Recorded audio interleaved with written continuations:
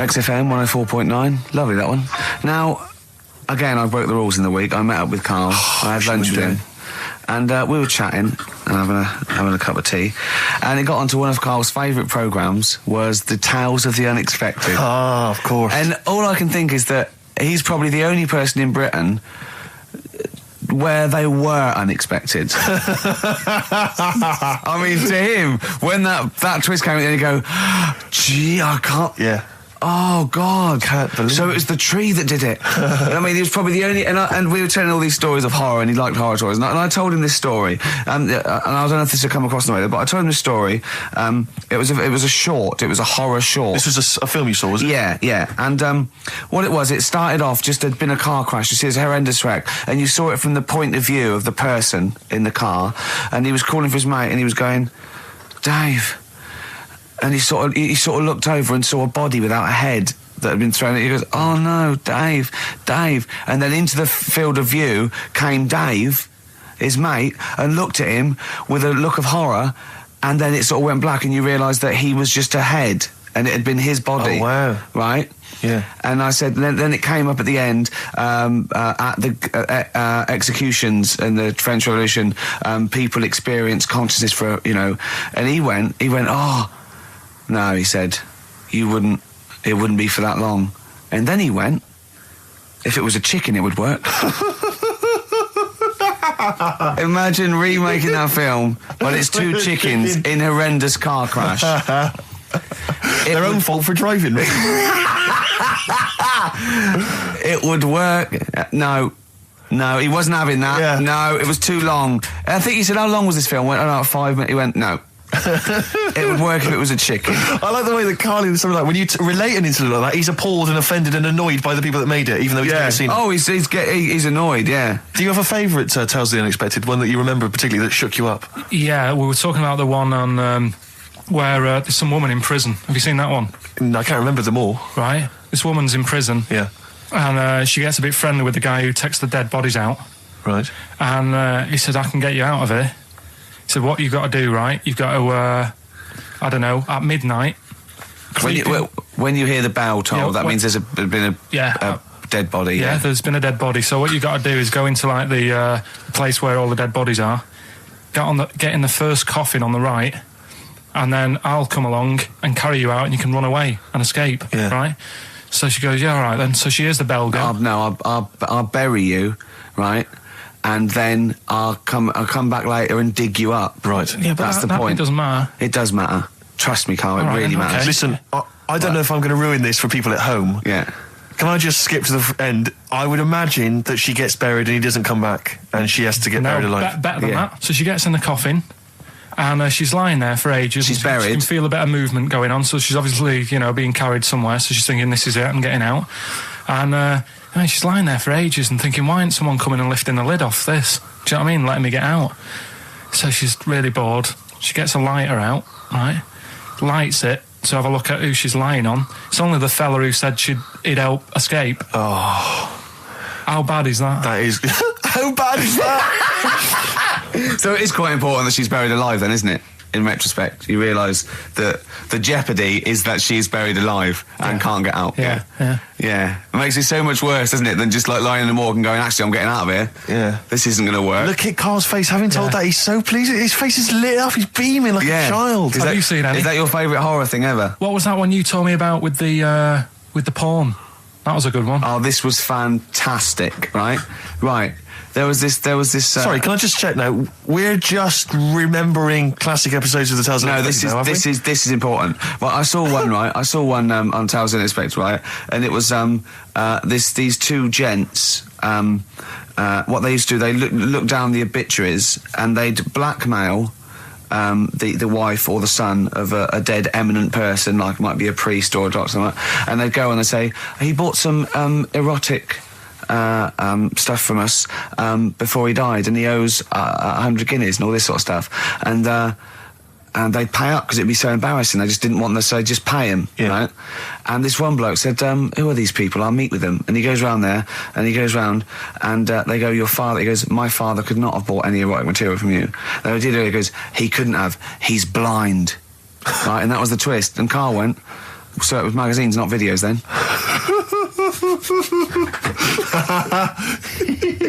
Yeah. Now think about it, Steve. Is that so stupid? Well, presumably it was set in olden times because people, professional pornographers don't tend to call it, erotic material. Yeah. They tend to call it, juicy jugs or whatever.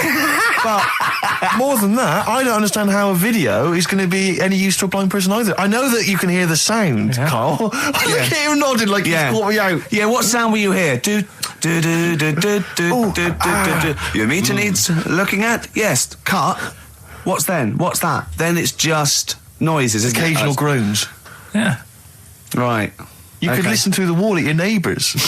He does. I mean, that's why I save a lot of money. But I thought you were going to point out, Carl, that they could have had a Braille porno. Now, have you thought of that?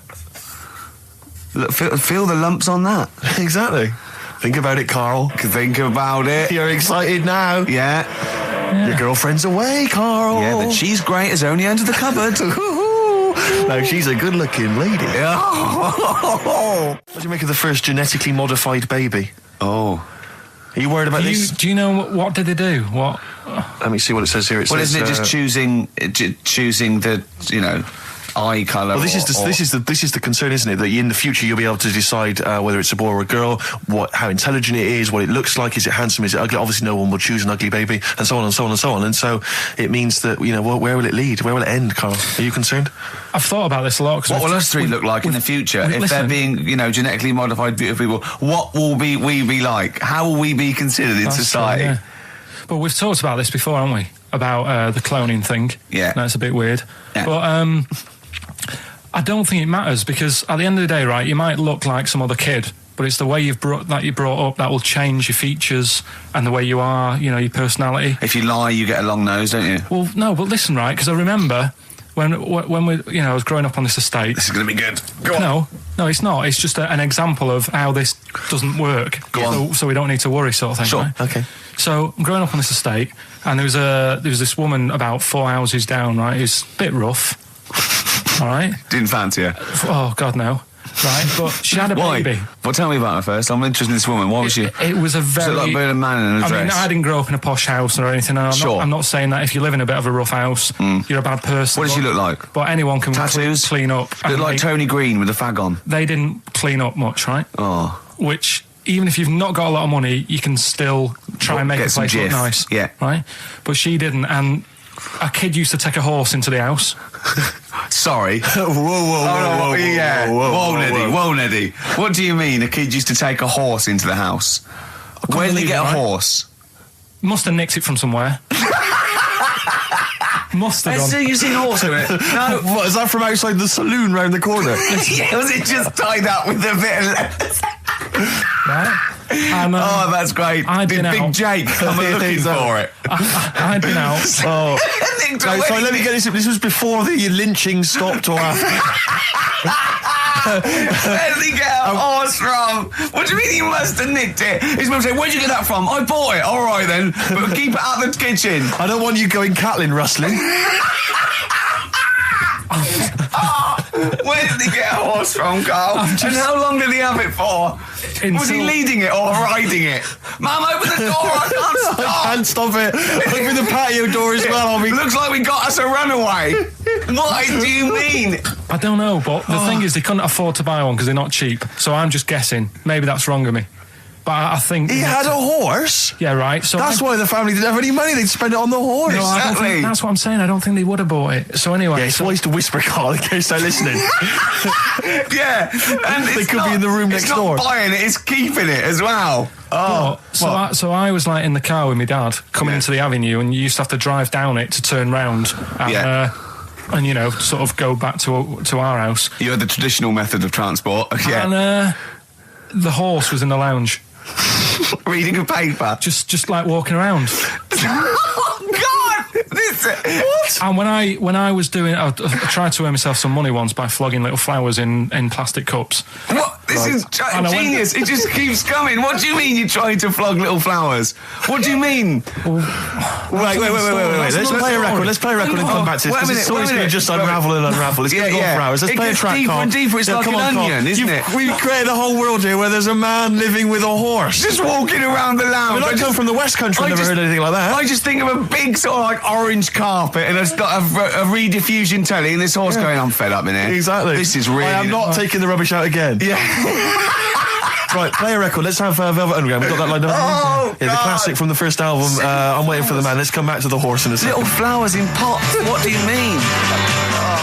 From that classic first album, Velvet Underground and Nico, which apparently peaked at a disappointing 171 in the US charts. Think of that. And that's obviously Lou Reed, the Velvet Underground, and Waiting for the Man. Yeah, great track. So we were talking, we were doing White Van Man, and we got onto genetically modified babies, but and somehow then Carl started telling a story about someone with a horse, and then he got onto, he was trying to make money selling flowers. Just do the flowers briefly. Well, hang on, I just want to recap slightly. So there was a family, and who had the horse in the family? It was... Because you lived on an estate in Manchester. So the mother was a right pig, apparently. Well, I don't know whether that's relevant. You don't need to go that far. But what I'm trying to do is like make a picture for you so you understand. What does she look like? Who did she look like? Bit of a, and no disrespect to her, bit like Pauline Quirk. Quirky, yeah. Right? Okay, I knew you were going to say that. Yeah. I knew it was going to be Pauline. Did she have any tats? I've never got that close to her. Okay, all right. So who had the horse? Was this her son or her husband? No, her daughter. Her daughter had stolen a horse. Yeah, from I don't know where. There was I think there was some stables down the road or something. And they kept the horse in the house with them. They kept it in the house. Did they didn't get have caught? It for long. No. So, and you said you were in the house one day and you saw the horse. No, what happened was I was. They did this thing at school about raising money for charity, right? For some local charity. And they said you can do anything to raise money, and they came out with all these ideas, and I thought that's good. What was the charity? I don't know. I thought forget the charity. Yeah, that's just a good money making idea. So you're a charity. So I asked my mum for some because she used to have a lot of flowers around the house. Sure. I said, can I just take some snippings off them, and I'll go and buy some plastic cups, and got some soil out of the garden, planted the bits of plants in them. Yeah. Got a tray. Yeah. Had about 25 plants on it, selling them for 25 pence each. Excellent. Did you sell any? Yeah, so loads. So did you just cut? You didn't just cut them and stick them in the soil? Yeah, they want to survive. Oh. But I think people sort of thought, well, good on him for trying. But anyway, so I went round to theirs because I thought their house could do with a bit of colour and stuff. Yeah. So it's a bit rough. So as I went... The horse went, thank God for that breakfast. They've been feeding me kitty cat. So I got up to the door and they opened the door and it was one of them houses where no carpet. Yeah, a horse in the living room. You know. We've all been there. And the horse was walking around the living room. Oh. I looked quite happy and everything because... I always say that about animals. Black Beauty was on. Yeah. Well, think about it, right? If you were a horse, where would you rather be? In a little wooden hut with a load of hay, or in like a house with a central heating, 3-piece suite, and a telly and that? Telly and that? No, but I was saying this the other day. And an Atari, right? I was walking through London. Commodore 64, rubbish. Exactly. Walking through London with Suzanne, right? Yeah. And you know, like homeless people always have dogs. And she said, "Oh, I hope she looks after it." I said, that dog is happier than most dogs, right? Because people always walk past and give it a pat on the head. Yeah. It's with its owner all the time. Yeah. It's out in the open. It's not locked up in a house. Yeah. It doesn't eat, but other than that, no, it does eat though. They're always all right. So that's what I was saying. I think this horse was doing all right for itself. Do you know what I mean? Well, not many horses have got their own house. Exactly. For a start, yeah. But anyway, that's by the by. Yeah. So anyway, this family. It was a bit. What we were talking about. It was about cloning, genetically modified kids and all that stuff. Yeah. Right now, what I'm saying is, you could say, right, Steve, you could have a baby, right, and Ricky could see it and say, God, I want one that looks like that. Yeah. Right. It could happen, Rick. So come on, work with him. So you take it to the doctors, and I don't know what they do. They inject it with something or whatever. Yep, that's how it's done. Yeah. And get a little baby, and there it is. It looks the same. Now the thing is, you separate. You both go off and do your own things. Yep. Right. Now, you look at Stephen. You look after your baby. Yeah. You treat it well. You give it good food and I'm a good dad. All the vitamins and stuff. Yeah. Ricky just gives it cheese. Right. So then it changes its looks. It goes a bit fat. You know, he gets tired easily and that sort of thing.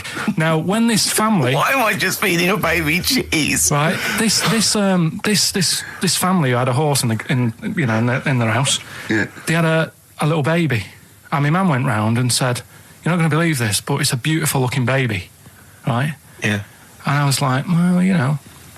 And the weird thing is, it was a good-looking kid. But as time went on, they didn't really look after it. And I'm not saying, like, abusing it, but it used to run around. It used to play out till, like, 10 at night. Yeah. It used to chase cars. Right. It was a bit... Did it have hooves? Yeah, no. Chase cars. Right. What sort of kid chases cars? Oh God! Was it called Rover? Did it catch sticks? It's Liam, it was called, right? Right. Now, the weird thing is, it was a good-looking kid, but as time went on, and all that, like, not eating properly, and its hair was all patchy.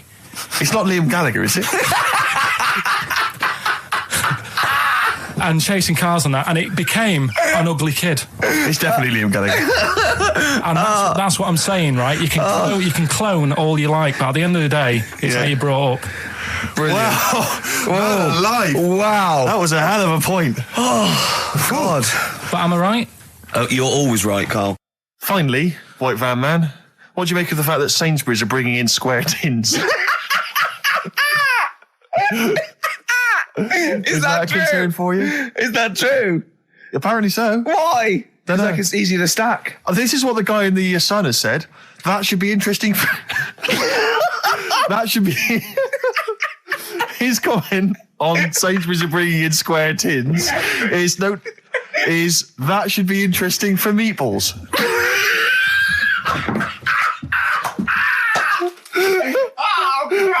Ricky's just collapsed on the floor. Let's just play a song, Carl. I don't think even you can top that. Cooper Temple Claws. Who needs enemies? Good question, lads. Nobody. This is XFM 104.9. I'm Ricky Gervais. Oh, they should print a little book of those. They're great. Oh, how you can relate any song or artist to anything else. Easy. Joyful. Easy. Well, yeah, so me and Carl went out for a beer, and it was great, wasn't it?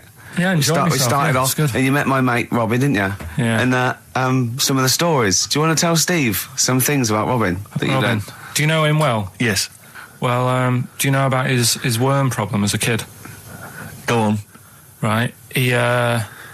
What I can remember is he had worms as a kid. Not sure how you get him. He never answered me. He was getting a bit touchy about it. Right. This is like the second time I met him. I think he was a bit annoyed that Ricky told me about his problem. What Yes. now? Straight away, you not being there, instinctively, what do you think went on with this story about worms? My suspicion is rather like when you told a group of people that Robin had once suckled milk from a cow's udder. Yeah. Did you mention that as well? Yeah. Yeah. My suspicion is that, like the cow story, the worm story is not true. But And why would he get so sort of uppity about it? Well, Because it's not true. Imagine if that wasn't the first time he'd done it. Imagine if he did that every single time he was with somebody for the first time and Robin was just met them. He will tell that story to anyone. But they do say there's no smoke without fire. Oh, Robin! I also told him that the way Robin cured these worms was because the doctor told his mother, right, to hold a piece of ham or cheese near Robin's anus so the worms would come out for the food, and he believed it. I'll tell you why, though. I said to Robin used to sit on Spam to try and get the worms out, and he believed it. But Steve, right, do you remember that story about 3 or 4 years ago where there was some bloke in the army? He went away to somewhere, Vietnam or whatever. He was messing about in the woods. Messing about in the woods? Shouldn't he have been fighting? Whatever. Yeah. Right, and he walked through some lake, and I think he'd cut his toe or something on something, and some worm of some sort crawled in the gash. Yeah. And it was in his body, and the doctor said, we've got to get this out of your body. So what they did was, they said, right, the thinnest part or something of your body that things can crawl through is on the top of your head. So they wrapped Where the skull is. So they wrapped some bacon. No, they didn't! They did. That's right. thing. So he's gone in via the toe. So what we do is, I'll tell you what, that worm's probably heading straight for the head. We'll put a bit of bacon on it. The thinnest part of the body is the skull. Of course it's not the thinnest part of the body. It's where your brain case is, isn't it? It's the skull. There was a reason for it. and it was like they stuck some bacon on his head. And As ever, the vital piece of information, i.e. the reason, Carl seems to have forgotten. Because the worm was in his body, and they said everyone likes the smell of bacon. Including worms. Even a Vietnamese lake worm. They love bacon. Remember last week when I said about the little fella with the bone with no brain, and you were proved wrong? No. We were saying it wasn't a little fella. We were saying it was a stillborn child. It wasn't a little fella. You're changing it now. You weren't having any of it last week. Right, hang on a minute. I'm getting confused. There was a Vietnamese snake that went inside of a soldier. A little, like, maggot or some sort that you have to get out of your body because it causes problems. Yes, and so in order to get it out of the body, they strapped bacon to his head. Yeah. That is great. This doctor. And did that work? I think so. They had a picture of him smiling. Oh, God, what, the worm or the bloke? The bloke. Oh, dear. Honestly, I hope someone knows the story. And it was about 3 years ago, I reckon. Okay. And, it did work. GI bacon. So this is why the worm burrowed out of his head to get the bacon. Get to the bacon. Right. That's great. So this is why when Robin was telling his story, I was a little bit disappointed if it wasn't true. Right. Because in a way, you know, Robin's never been to Vietnam. No, but do you really think that Robin? Well, as Robin said at the time, Carl, why would I sit on ham then tell Ricky Gervais? It's a very good point. Because if he was a kid, you do daft things like that as a kid. Right. He is telling Ricky Gervais though. Yeah. And then, bless him. Okay. And then anyway, Robin left, and I tried to chase him, but he got away. And he knows that and then we had a few pints, and then Carl embarked on some of the greatest stories ever told. Can you tell the story about your dad? Let me run it by. I haven't spoke to him all week, so let me run it by him. Okay, play records. Because what we got? We've got one of Steve's tunes. Yeah, well, bizarrely enough, this comes from the Teachers 2 soundtrack, the soundtrack to the current TV series. There's a slight whiff of nepotism in the air. Yeah. Rick, would you like to explain why? Well, that's why you're doing it. My girlfriend worked on it, but you were going to play this anyway, weren't you? Well, I was, actually. Bizarrely enough, I was going to play some I Am Clute, and this is from, as I say, the Teachers soundtrack. This is called To You. It's a good track. That's I Am Clute, a track called To You from the Teachers soundtrack. That's also got, I noticed, the Electric Soft Parade, The Hives, Star Sailor, Feeder, Turin Breaks, Mercury Rev on there. It's a good little collection. Lovely. Carl has just had confirmation. He's looking smug because someone phoned up and went, it is true, it's a Laogai chi worm and you wrap bacon around your head. That's all the bloke knew as well. Yeah. And his name was Gary. Yeah. So I'm not having it. No. And he said, see, that's why the Robin thing isn't so weird. He said, but when you said he tried it with cheese, he said I was having none of it. He's got standards. Strokes, hard to explain. Like Carl, really? Yes. So, Carl, concentrate. Yeah, go on. So, we'll leave the worm with the bacon wrapped around the head, shall we? Well, if you're ever caught in the jungle... Yeah, always carry some... bit of Danish. Good advice. Lovely. So, would you like to start on your... to Steve, because I've heard all these. We won't do them all. Well, we'll start off with the Mr. Freeze. Tell Steve the story of Mr. Freeze. This is the first time he nearly died. This is the most serious of the lot, really. So, what it was, do you know, like, don't know if your mum and dad did the same thing, but, like, they do the weekly shopping on like, a Friday. Yeah. So when you got to Thursday, there wouldn't be much stuff left in the cupboard. It'd just be like, your Jacob's crackers and stuff like that. So when they'd been to the supermarket and they came back, I was like, what's that saying? Like a pig in... I loved it. It was like loads of food coming in, loads of biscuits. What is that saying? He nearly said pig in shit. Right. Is that the saying? Yeah. Right. So all this food comes in. Thank God he didn't. Otherwise he'd have been in trouble. That's true enough. Because he's culpable for our actions because he's the producer. So technically, that twat's in charge. Go on. Right. So anyway, there's loads of food, and I'm like, oh yeah, look at this, and chocolate biscuits, and penguins and stuff. Bacon. And bacon. Just in case, you never know. So anyway, my mum and dad's putting the food away. Me and our kid are like, he's already grabbed something, gone back upstairs.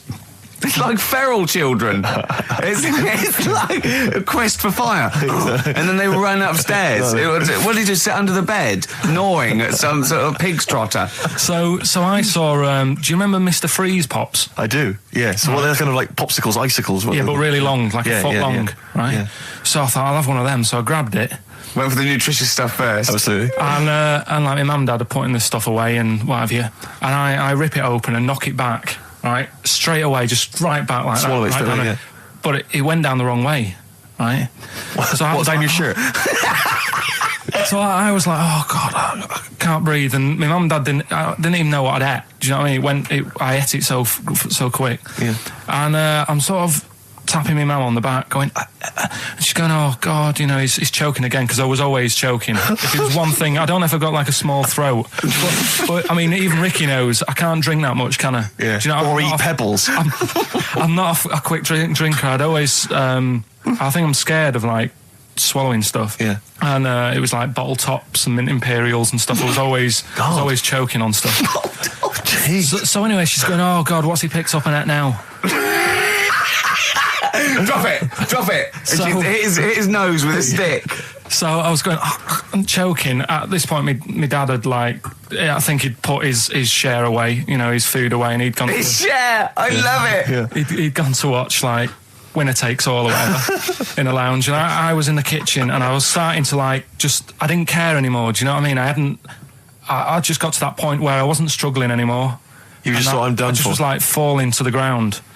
And my mum's going, you know, get in here, I think it's serious.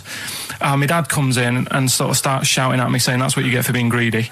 He didn't even know what I'd eaten. Well, it was the moment to teach you a lesson, certainly. So he's there like that, and my mum's going, oh, look at him. And my lips were going purple, and my eyes were rolling into the back of my head. You look like Marilyn Manson. And so anyway, she grabbed me from behind and did that fireman thing. The Heimlich manoeuvre. Yeah. And, you know, winded me. And it came up, and I was all right. What, the whole popsicle came flying back out? You see, that's what I don't understand, because there was nothing there. No, just a little bit. No, it swells up, doesn't it? Because it irritated it. So it went down your sort of like your epiglottis. It went down the wrong way, like it went into your air canal instead of your throat, and it sort of spasms, and that's the fear. You just got to calm it down and relax. So in time, I would have been all right. Yeah, anyway. you don't. Well, no, you might have. So that's so hang on. So, but no. But the weird thing is, like for 3 days after that, I felt like a sort of special person. I went to school. I'm saying nothing. I did full days. A special needs person.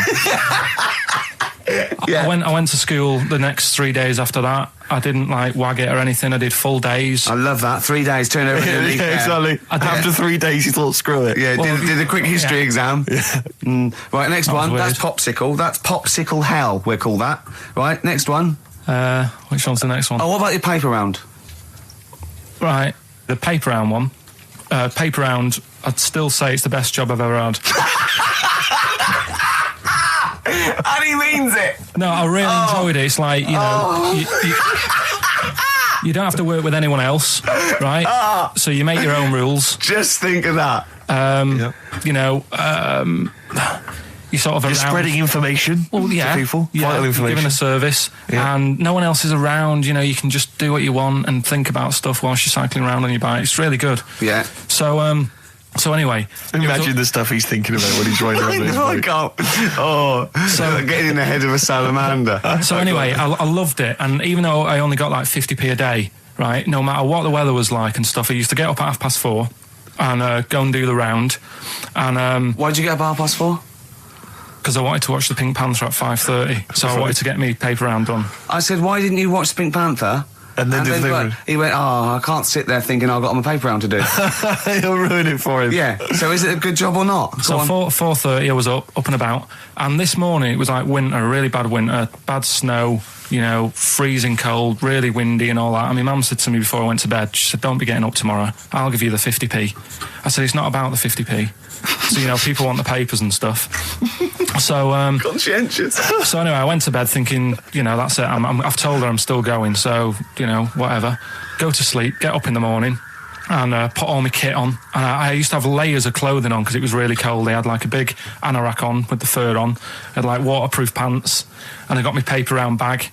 And I went downstairs to get out and tried to open the door, and it was locked. thought, oh, God. So she'd locked it so I couldn't go out. So I'm searching around the house looking for the keys. She must have hid them somewhere. So I thought, oh, God, you know, I've got the papers to do. So I thought, how can I get out? So I went upstairs, climbed out of the bathroom window. God. Right, and to try and jump out of the bathroom window onto the porch. But the problem was, I had so much gear on, I was like the Michelin Man. So I could hardly move as it is. Yeah. And I'm trying to get out the window, and I'm like, trying to stretch down like that, get my foot on the porch, and my bag got caught on like the hook of, do you know, like how you have a hook so you can put the window open? Right, yeah. The little arm goes on. My bag had got caught on that. I was holding on to the wall and my foot on the thing, so I couldn't sort of pull it away in case I pulled it away and then fell on my head. Yeah. So I'm stuck there. Dangling. My dad comes back from working nights. Yeah. He thinks I'm a burglar. Gets out his gun. So he's shouting and stuff, going mad and going, Dad, it's me. And he had to give us a hand using a... He's heard that wily trick in Manchester before. He had to help me using a washing prop thing, a big stick. What did he do? Well, he said, just hold on for your dear life, and I'll sort of push the paper bag off the hook. Why didn't he go upstairs and sort it out? It was at that point where I was in the middle. There was nothing you could do. Do you know what I mean? It's at that point where you've just got to make a decision. Yeah. And by the time you go upstairs, who knows what might have happened? Sure. Do you know what I mean? You've got to act there and then, not messing around. Yeah. So And you could hear downstairs, now here he is, the Pink Panther. Yeah. Dad! Pink Panther. Hurry up. Pink Panther. Ever so pink. Oh. So that was close to death, because I must have been about 30 foot in the air. So, to cut a long story short, he gave me about 4 or 5 near-death experiences, and he went, and the whole point of this, he went, so that's why I think I'm going to die of something horrible, like cancer. And I went, why? He went, right, you ready for this? Yeah. He said, well, I don't check my balls. Wait. He said, I don't like the feel. Carl, always check your balls. Do you I check don't like the yours? feel. Why don't you like the feel of your own balls? They just... I mean, you know that I don't like bodies anyway. Right. Do you know what I mean? It worries me a bit that you've got all that going on in your body, right? And your skin's keeping it all in place. Stop. We're going down a whole other avenue of discussion. Let's play a track, let's come back to it. And now it's Carl's bit. It's the re-education of Carl. He's like Liza Doolittle. And now he's coming to... Or Lawnmower Man, if you've seen that film. More like Lawnmower Man, if you've seen the film. You'll know what I mean. And his homework was to just study quotes, really, on happiness and stuff and general well-being. He's not a big happiness quote fan, are you, Carl? Not really. So what have you done? You've come up with something, haven't you? Right, yeah, I told you, right? Because a lot of these are just things you say every day. They're nothing special. So what I'm doing... Well, you say them every day. Well, the sort of things you come out with and you don't even think about it, do you know what I mean? Yeah. They're on the TV all the time. People on the radio are saying these sort of little quotes. Sure. And what I've done is, remember that programme on Channel 4, Faking It? Yeah. Where they got some, like, posh kid to be on a door and all that. What I've done, I've... Imagine if that was the pitch for the show. Dear Channel 4, just going to get a posh kid on a door or something? Yeah, Yours sincerely, Carl. Come in. Yeah. TV producer. Yeah, go on. So, what I've done, this little book of quotes, happiness quotes, I've picked 2 that are real. Okay. And I've made one up. Right? And we've got a guess. And you've got to guess. Okay, then, go on. Well, I'll tell you what, Rick, why don't we, when we've heard them, we won't confer. No. You'll write down yours, A, B, or C, and I'll write down mine, and we'll see how it Okay, works. Carl, off you go. Right, and just because I'm looking at this book, it doesn't mean I'm actually reading. No, I know. Don't worry, we're clever. No, we know. We can't see yet. Like, call my bluff. Yeah, go on then. Nothing is worth more than this day. Okay. Yeah. Yeah? All right. Yeah. The way I see it...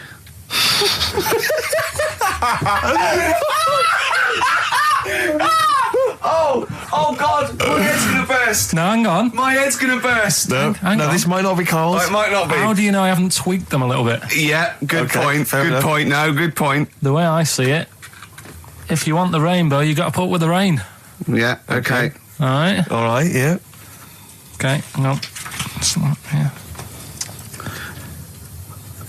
Come on. Cat food, Cat food, come on. it stinks a bit. But if you don't put up with the smell, the little kitten will die. Steve, I don't know what to say. I don't know what to say. Imagine this in faking it. Imagine their faces when he says that, and they're going, "Oh my God, Carl, play a song, mate." We'll have to confer on this one. Right, Blair. Well, that's just amazing, Carl. Just read them again. Two were real, one was fake. Go on in. Right. First one. Nothing is worth more than this day. Excellent. Next one. What does that mean? Well, cherish now, cherish your time. Okay. Because you can't get it back, and you know that's the way I saw it. Carpe diem, whatever it is, seize the day, and all that. Okay. If you want the rainbow, you've got to put up with the rain. Yeah, of course. Yeah, rough with the smooth. You know, it's not all plain sailing, but you know, rainbow's beautiful, but it comes because of the rain, which you might not like. So make the most of everything, and good. Cat food doesn't smell good, but if you don't put up with it, then the little kitten will die. Right, now, Carl, that is a good effort. Now, that one's yours. I mean, obviously, right? Right, no, but it's a good effort, right? I mean, it slipped seamlessly into the others. Yeah. Don't think it didn't. No, but it's good. I mean, we knew it was that one. But what I will say is, it's good, but what you don't know, maybe subconsciously, is, I mean, it's very similar to the putting up with the rain and the rainbow. But that's good. Why do you think that? Well... What does mine mean? Well, even though it smells bad, it's good for something. Right, so I didn't look at it like that. What did you look at that? I kind of thought... Was yours more specifically about cat food, generally? Because, you know, normally it's an analogy. Yeah, or a metaphor for something, you know, much bigger. Well, no, the way I mean, looked at it... Dolly Parton, who I think did the rainbow rain thing, she wasn't specifically concerned about weather conditions. No. It was a sort of general idea. It's all about life. Yeah. Well, that's what I've done. Go on. I've used an everyday thing. Yeah.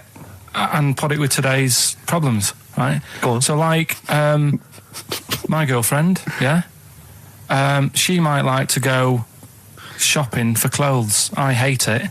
Right. But because I love her, I put up with it. Ah, that's nice. Yeah? Yeah. So, you love that little kitten. You can't stand the smell of the stuff you got to feed it. But because you love it, you go, well, you know, I'll put up with this just for a few minutes, and then I can, like, squeeze its head later and give it a little... Sorry? Squeeze its little head. No, yeah, well, that's just the thing that I do with cats. Put it in a bag and drown it in a lake.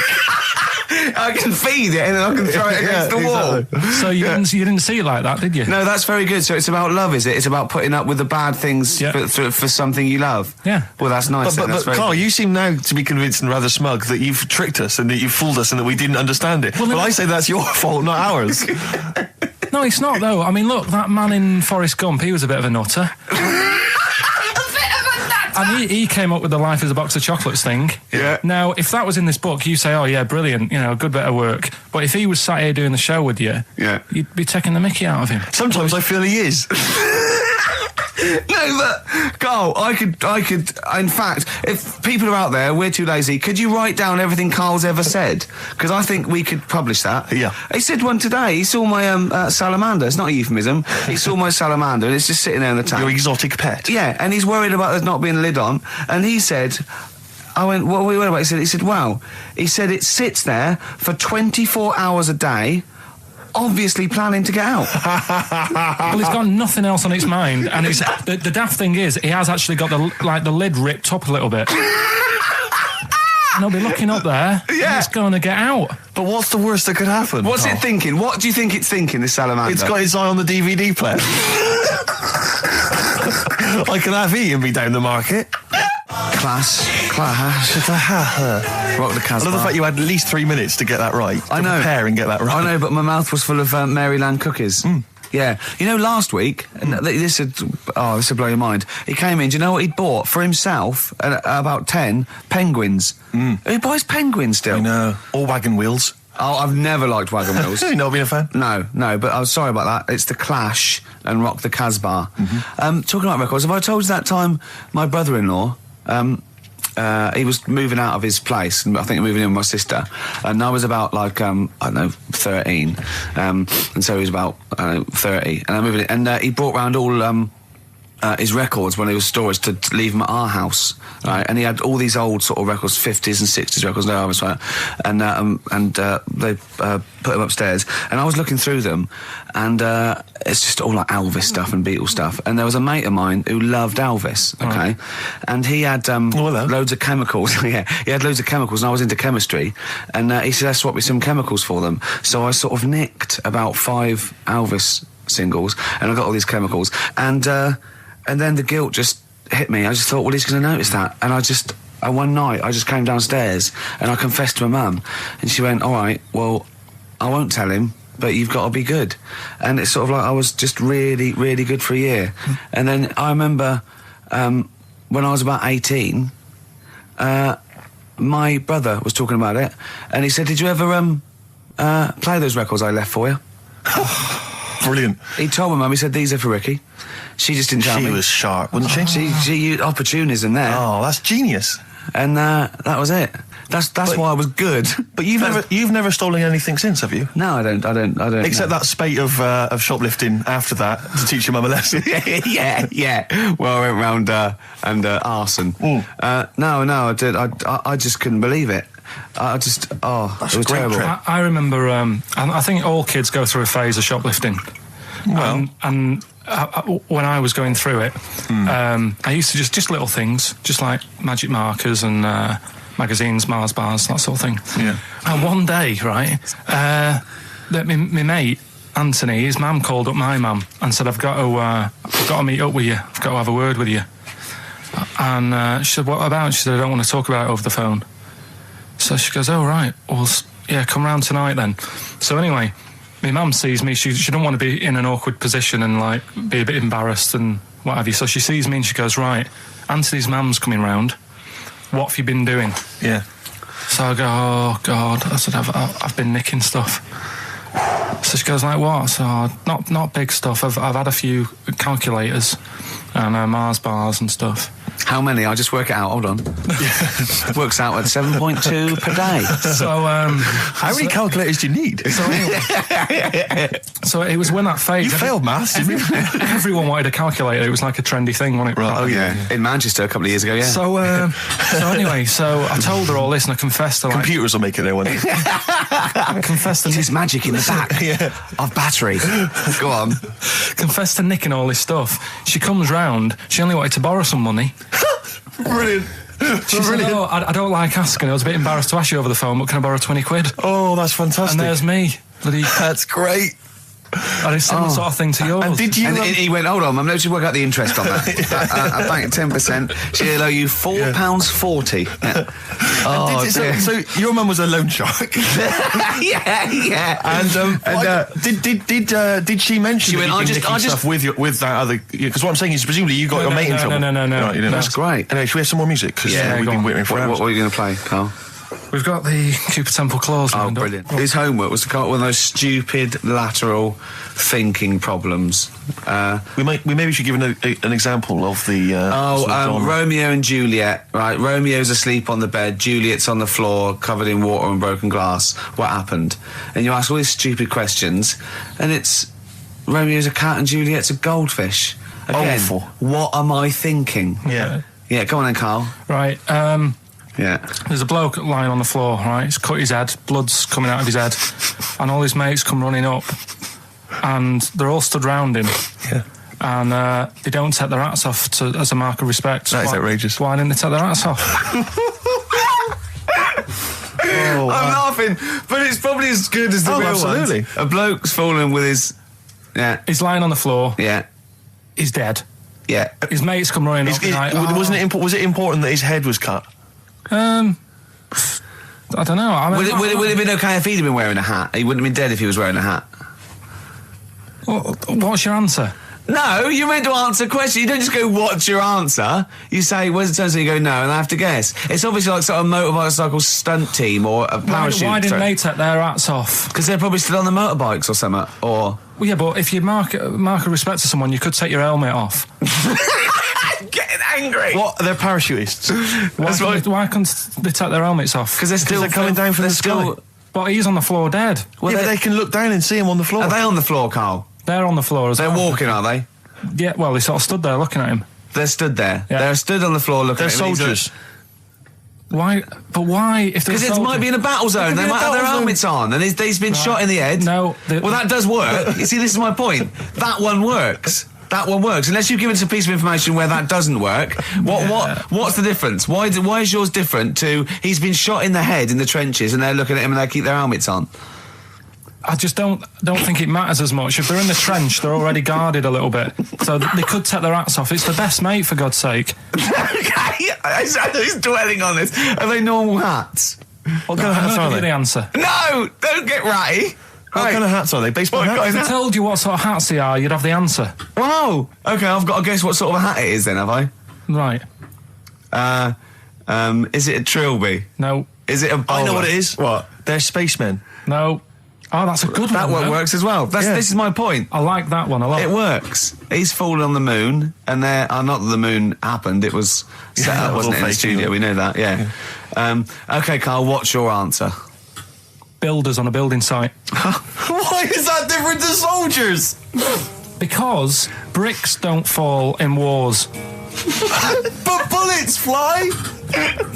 Right. Let's play a record and we'll come back to it, Carl, while you think about what you've done. Oh yeah, you've embarrassed. Let's play some yourself. classic Suede. Yeah, and this is for David and Kieran. I think you wanted a bit of Butler.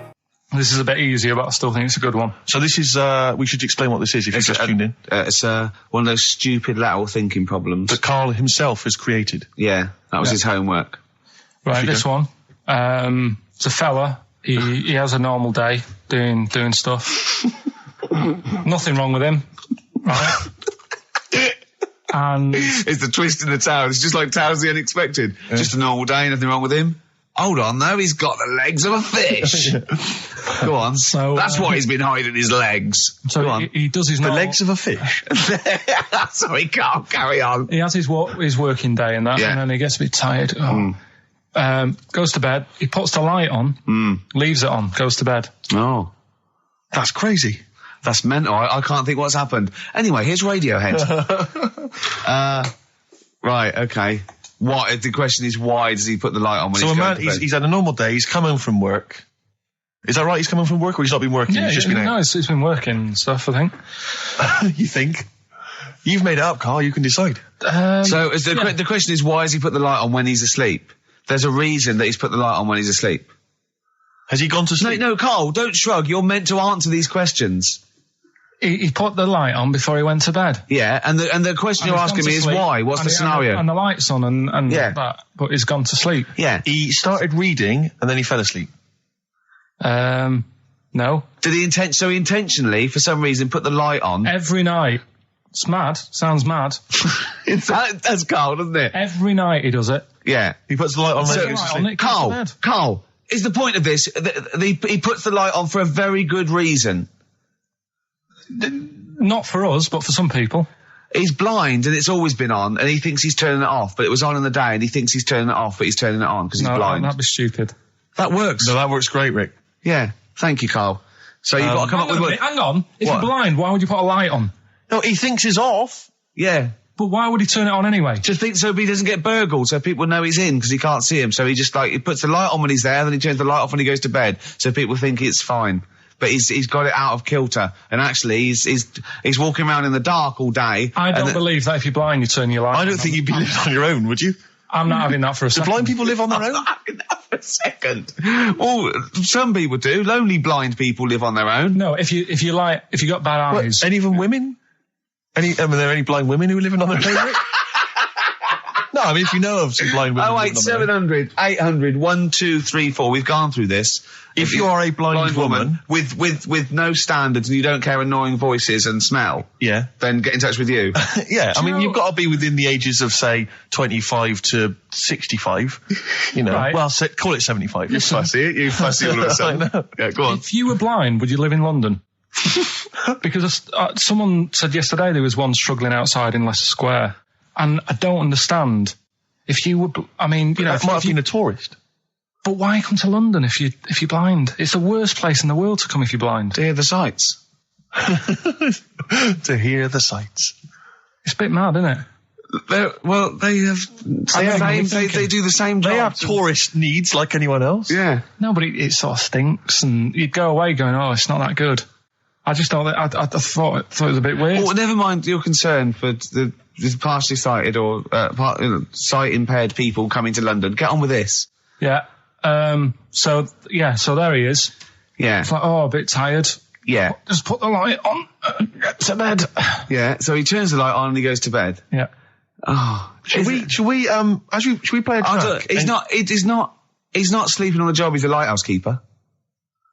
Well done. Is he a lighthouse That's keeper? not it, Carl. He's a lighthouse keeper. Right. Why wasn't the light on all the time? It's light in the day. You idiot. Play a record. What? Play a record. You're a buffoon. No, actually, the light isn't on in the day, is it? No, it's not. I think you're the buffoon. Yeah. Carl has won! You don't talk to anyone, do you, in the week? You just hide in your little sound booth thing, and you really don't talk to anyone, do you? Much? Not really.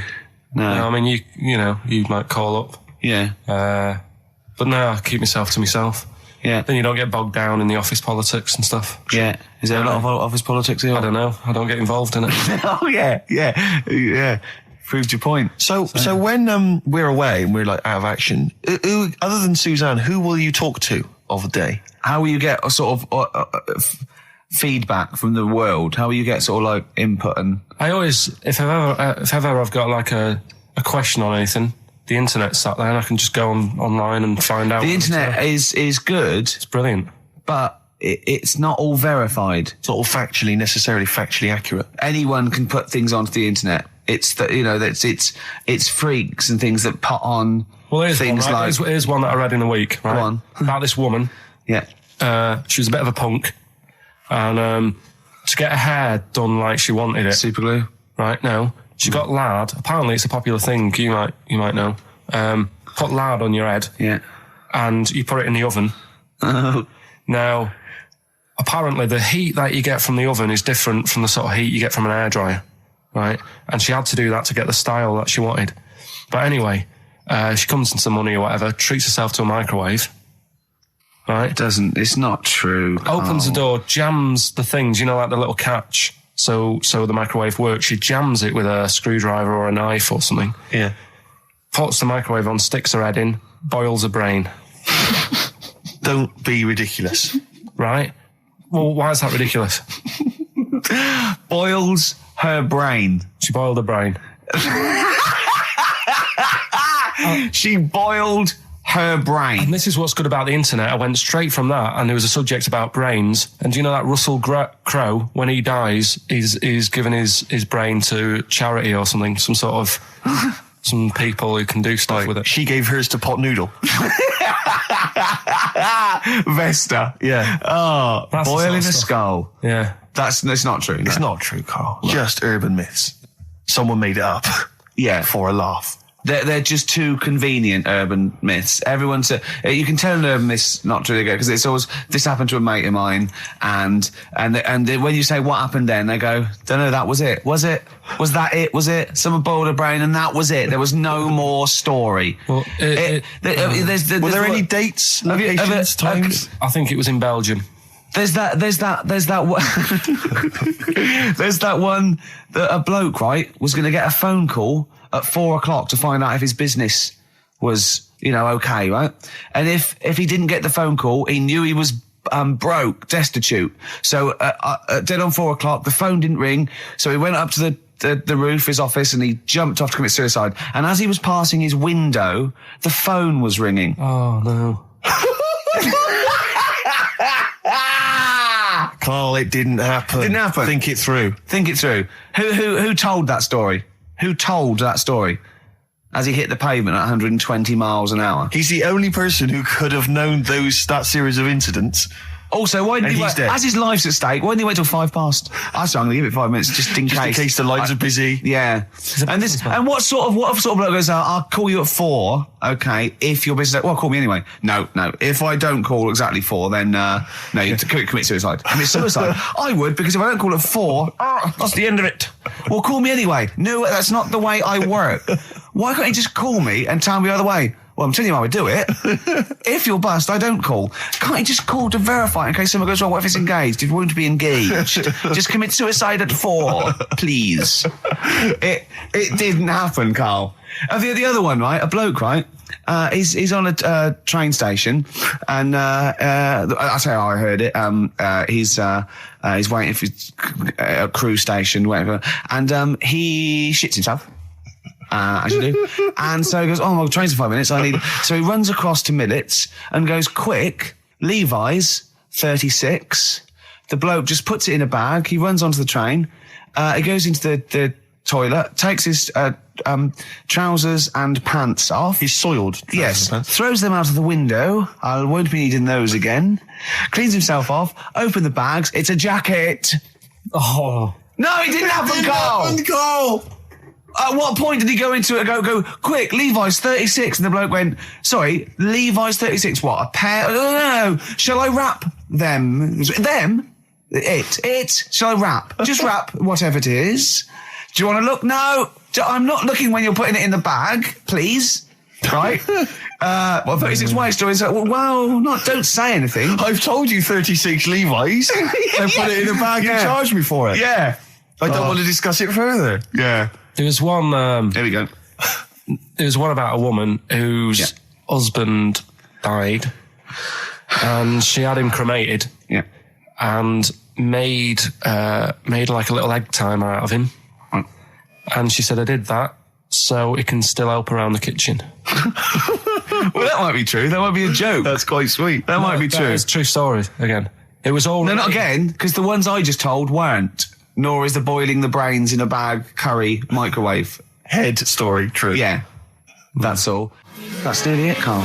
Right, what's your last room 101? Oh, God. It was, holidays. Holidays. Well, You want to put holidays in room 101? people who are sort of annoying on holiday. Oh, yeah. Do you know when you go away? Oh, yeah. It's sort of touched on this before. Is this going to be the Scouse guy? Yeah. Go on. Oh, it's so long though. I mean, it was a holiday when we went to Tunisia. And the Scouser pissed you off. Surprise, surprise.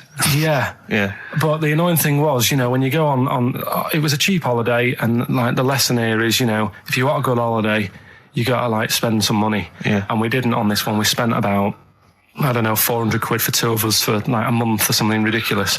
And we got there and, you get to the hotel and you go, we have made a mistake. It's a ropey hotel. You can tell like the blinds and stuff as you walk in, they're all dirty and stuff. And you think, well, let's make the most of it. Let's not get down about it. It's a holiday. It's for a rest. And you try and make the most of it. And we had to meet. Like you have one of those things where you get to your destination and the rep says, right, go and unpack your bags and that. Go and sort yourself out in the room. And tomorrow morning we'll meet up at 10 o'clock. And I'll go through, the best sort of place to go for camel rides and, the best deals I can get you. That sort of thing. Can anyone here walk like an Egyptian? So she says, right, tomorrow morning, meet 10 o'clock in the discotheque. So we get up and we have breakfast, and it wasn't a good breakfast. The kitchen was, like, bit horrible. The food wasn't good, and it was run by sort of midgets. What do you mean it was run? There's anything wrong with that. There was little fellas running around, and the annoying thing was one of them sort of started to fancy my girlfriend. How did he manifest his affection? No, you're not saying there's anything wrong with midgets, though, are you? Just saying it was strange. There was but even midgets shouldn't be cutting in on Karl Pilkington's territory. I know, no. But it's also that thing of, they've got little fingers, and it's sort of ruined. I'm so sorry. No, I'm not. It is a bit of a phobia of mine. Okay. Do you know what I mean? They are nice people and that. Sure. Oh, God. But the annoying thing is... So what was he doing then? How did he... I don't understand how he was chatting up your girlfriend. Was he crawling under the table so you couldn't see? Just kept... Whispering to her from underneath there. Stop it. Just sort of, Wait, I don't want to get a complaint on our last show. There's not many midgets. What's going to happen? Can we just finish this and start up again in a couple of months? Oh, yeah. So if you want to know more about the midget theme restaurant, then we'll talk you in 3 months. Yeah. It's just. It's just. No, that's fair enough, actually. Oh, You're yeah, absolutely no, right, sorry Carl. about That's this. your producer's head Listen, we'll see you in about a really, it's been a pleasure, truly, and thank you for everyone that wrote I've got you letters. Have you really? Yeah, I've got you both a present, right? Oh. I got Ricky, do you know, like, we've done fables and Yeah. stuff, right? Yeah. This is like Mr. Ben. Oh. This is brilliant. Yeah. Right, and it's like little fables that Mr. Ben goes on. Oh, fantastic. So I want you to learn something from that for when you come back. Okay, brilliant. That's lovely, I'll tell you Carl. one of the stories I read this morning. It's brilliant. In fact, when you've done with it, Yeah. give it me. Yeah. Because I haven't finished reading that. Okay, thank you, Carl. And for Steve, a little chat-up lines. A little book of chat-up lines. That's fantastic. Carl. Well, we'll see you in 3 months. But carry on emailing Carl. Cherish Karl Pilkington. He sits in a little room by himself, so keep him in touch. And we'll see you in August. We're going to leave you with something that we all love. This is There Is a Light That Never Goes Out by the Smiths. Very apt, I think. Goodbye. See you later. The Flaming Lips. Yoshimi battles the Pink Robots on XFM 104.9. I'm Ricky Gervais. With me is Steve Merchant and Karl Pilkington. Good morning. I'm going to be honest. I'm going to own up straight away. I've done very little work towards this show this week. I'm a bit You busy. surprised me. Yeah. So I apologise if it sounds a bit sort of. Thanks for being honest, though. Rick. Well, no, I don't. I don't want people to go. Oh, no, that was a bit shoddy this week. I hope it's not going to be that every week. Yeah. So it is because I've done very little preparation. Okay. So Right. Whereas normally you'll probably have to help me out. All right. You have to do some of the work. Carl, you might have to help us out a little bit as well. I don't know, but I mean, because I know Steve's done nothing towards it either. So the onus is on you a little bit here. I love the fact that it's still listed as either Ricky Gervais or Ricky Gervais and Stephen Merchant. And Essentially, we don't need to be here, really. no, but I know now people listen for Carl. Everyone I've spoken to, for people on buses, to comedian like Ross Noble mentioned you the other day, and that they go. People on buses? I've never been on a bus. You for haven't been on a years, bus no. for like 12 years, Yeah. have you? People on buses.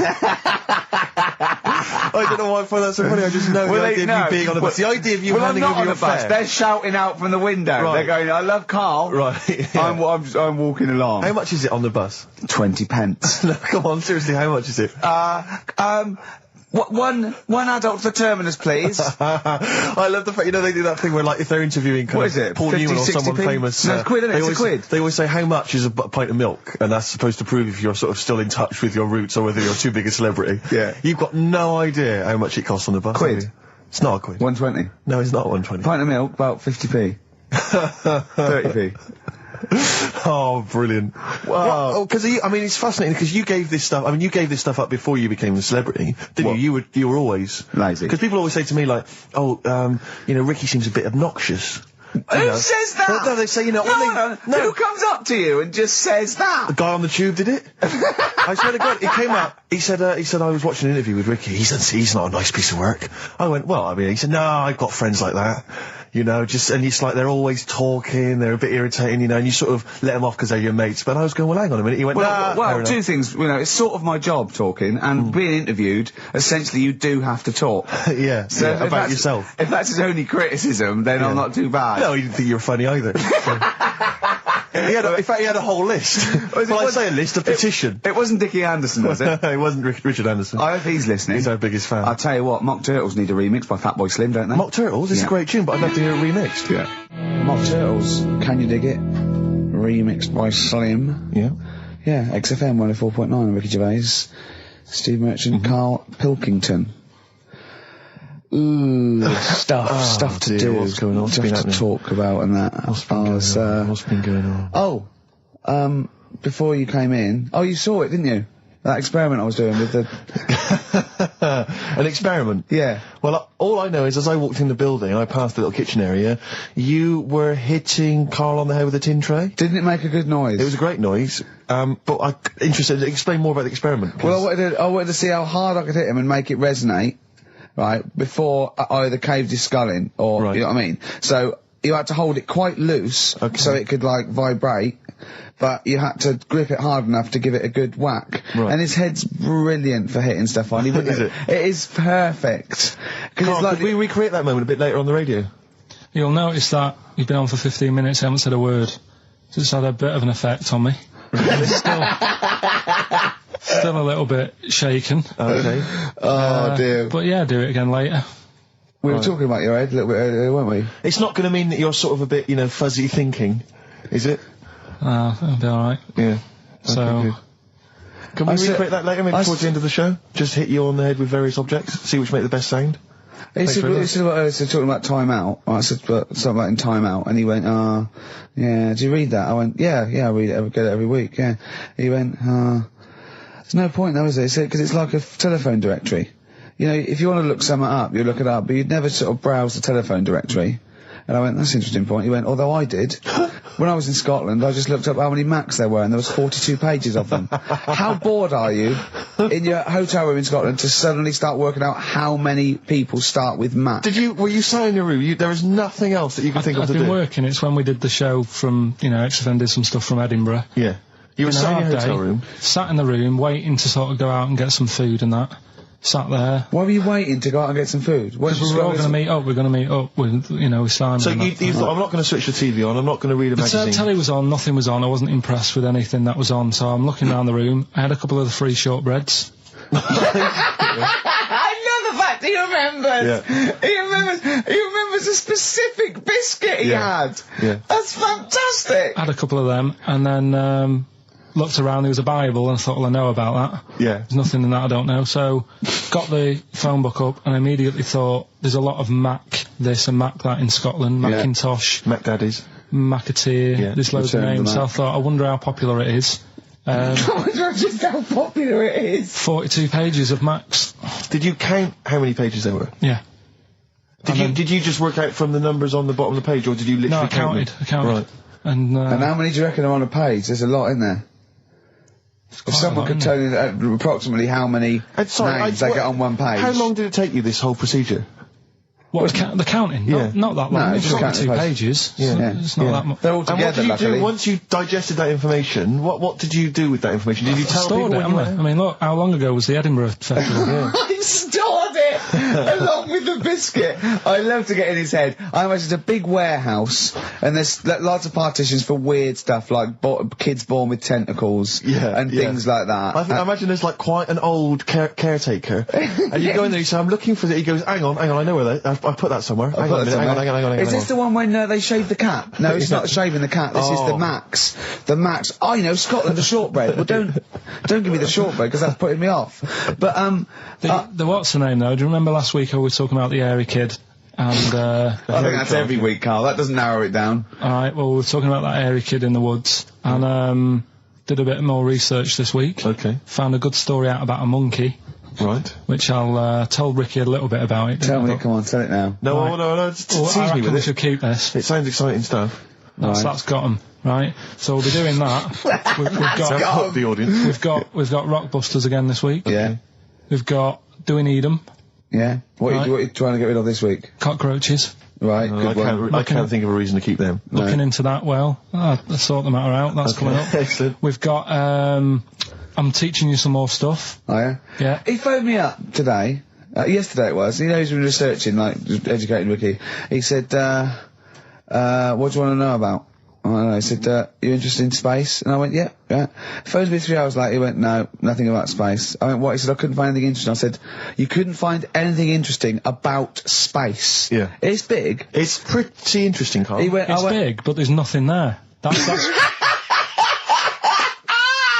it's like the Millennium Dome. So what I'm looking at, right? But no, wait. He said, is there anything else you want to know about? I went, alright, I went, anthropology. He went, what's that? I went, study a man. I sent a man. He went, like what? I went, like, our roots from caveman through and all that. He went, and I said, Australopithecus, Neanderthal. He went, well, you know all that then? I went, no. He went, right. He went, do you want to know how a lung works or something? How a lung works. And I said, well, tell me how a fridge works. He went, oh, I said, it's just the gas, isn't it? I went, brilliant. I went, tell me how a microwave works. He went, I know. I said, fella walking past in a laboratory with a bar of chocolate in his pocket, went past some sort of ray thing, it melted it, and he went, hold on. That's it. That's explained to me how a microwave works. Right. So today we're doing sort of medical-ish type things under the banner of colon. Then educate me. Oh God. Do it again. Colon. Then educate me. Brilliant. Brilliant. So that's like go on then. So colon. Brilliant. So that's a little heading. You're going to be learning 3 things sort of medical-ish before 3 o'clock. Yeah. Is that it? Yeah. Do you want to? Pretty much. Yeah. A bit of suede. Come on then. How many O'Reillys are there, do you think, in Ireland? Little task for you. Suede, animal nitrate. That's just really got a Johnny Marr influence at the end, that guitar, isn't it? Brilliant. Still brilliant. XFM 104.9, Ricky Gervais, Steve Merchant, Karl Pilkington. Tell us about this monkey, Karl. You're going to love this one, Steve, right? So last week we were talking about how, like, a lad left his family because there was problems at home and that. He went and lived in the wood, he got airy. Right? No. Leave it there, Rick. We haven't got time to go into Right, it. so... That's what happened. And that's what happened. He lived with the monkeys, he went airy. That's what happened. Looked into some other stuff about, like, airy kids and all that. Yeah. Came across this story about a bloke, right, who worked in a zoo. Oh, dear. Right? So... Trouble's brewing. Loving his job and that, but... It's quite a lonely sort of job because you don't see many people, you're just dealing with animals all the time, right? So, anyway, he gets a bit pally with a monkey because it's the closest thing to a human. Well, that ape is. Right. Yeah, but you can't really go that close to apes. Well, dangerous. what do you mean? What type was it? Do you Just mean let him tell the story. Was it a chimpanzee? I reckon it was a chimp, yeah. Yeah, it was you a don't chimp. even know, so It was that's a an chimp. ape. It was a Okay. chimp. Yeah, but it doesn't matter, does it? So he It's the gets story. pally with him. Right, so he gets pally with What, him. do they go on and holiday together? well, no, I mean, it starts On the off pool together. just checking each other out and, probably sharing lunch and that together. Yeah. Right? Anyway, this goes on for a while. They're getting on well and that. And then after a while, right, the monkey starts sort of imitating him a bit more and sort of walking upright. Oh, God. Yeah. Right? So he thinks, oh, that's a bit weird. Anyway, they get on really better and what have you. So he thinks he could live at home with me, this. Yeah. Because we're getting on the storm. Yeah. Right? So he takes him home and before Is you this know the it... beginning of Beneath the Planet of the Apes? I think it is. I think you've seen this on video. I'm worried, because he's already imitating him and they're moving in together. I'm thinking it's maybe a bit like single white female. Single white zookeeper. Oh, brilliant. Right, so Go on. anyway, so it's moving in and it's getting used to sort of the normal human life. It's having a cup of tea in the morning. Yeah. PG tips. It finishes the day off with Oh, dear. Finishes the day off with what? He with does, a he doesn't little have to brandy. move a piano at one point, does He he? finishes the day off with a little brandy. Yeah. He pours himself. Is he wearing a smoking jacket? I'll tell you what, Carl, you're a maniac, listen, mate. no, this is why it attracted me. It's amazing, right? So he's having his brandy and that, loving his life. Next thing you know, he sort of, I don't know if he loses it or he gets shaved, but the top half of his body is hairless. Right? Apart from his head. Right, so he's got a nice... So it's the opposite of the kid. Well, no, Yeah, this is what I'm saying. that would happen. Right? Well, hang on, but so you don't know if You he don't was even shaved know. or if it's How did dyed? it say? Then the hairless. What? I'll bring it in for you, the story, and then you All can right, see well, if okay, I've gone keep wrong. going. So anyway, so this is going on, and he's having a great life. Then the zookeeper starts getting a bit annoyed because he's having a better life than the zookeeper. The zookeeper's in the zoo. This is such So the rubbish. zookeeper's still got to do a day's work. The monkey's at home, he's partying. Well, he's it got gets his to a other point when he chipmates says round. there's no point you coming in to the zoo because the whole reason of you being there was because you're being kept there. Right. And he didn't want to bring the memories back, so he said, you stay at home.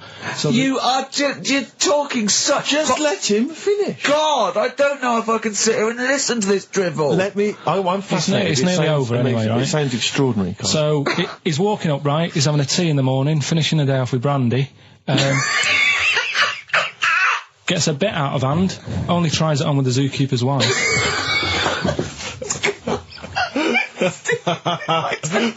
Make him go away, Steve. How does he do that? Well, because he's around humans a lot, he becomes a bit of a charmer. And, But what is it that he could do to seduce her? Pick fleas out of her? he didn't say. He's but- built. He was built. Yeah, it's well done. So what about that? What do you mean, what about it, Carl? It's obviously not true. It's obviously not true. This wasn't on the internet. This was in a book. So it's not a quick joke and just put it on a website. This is in a book. I don't understand how. I love that he becomes a charmer. He's got better taste in brandy. Exactly. And what What was it that he was doing that seduced her? I don't know. Maybe because he was at home more than the zookeeper was. But what would he be doing, Carl? He's not going to be talking with her. They're not going to be playing like Trivial Pursuit. Maybe she liked the silent type. He didn't go into that. He just said that's when the trouble started. Carl, play a record. Right. Is that what Suzanne did when she brought you in?